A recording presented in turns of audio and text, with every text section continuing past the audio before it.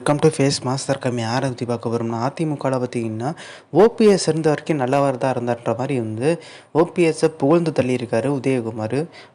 கல்யாண ஃபங்க்ஷனில் அண்ணாமலை விமர்சித்து பேசியிருக்காரு. அண்ணாமலை பார்த்தீங்கன்னா காலி பெருங்காய டப்பா, அந்த பெருங்காய டப்பாவில் பார்த்தீங்கன்னா வாசனை மட்டும்தான் வரும், பெருங்காயம் இருக்காதுன்ற மாதிரி பார்த்தீங்கன்னா அண்ணாமலையை அட்டாக் பண்ணி பேசியிருக்காரு. எடப்பாடி பழனிசாமியை வலுவாக பார்த்தீங்கன்னா டெல்லி மேலிடத்தில் கோர்த்துட பார்க்குறாரு உதயகுமார்ன்ற மாதிரி ஒரு நியூஸ் போயிட்டுருக்கு. எதுனா உதயகுமார் எடப்பாடி பழனிசாமி கோர்த்து விட்றான்னு சொல்லிட்டு எல்லாருக்குமே ஒரு யோசனை வரும்.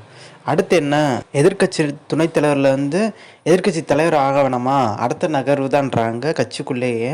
ஸோ இப்போ உதயகுமாருக்கும் பார்த்திங்கன்னா எடப்பாடியோட நாற்காலி மேலே ஆசை வந்துருச்சதான் ஒரு பரவலாக பேசப்படுது.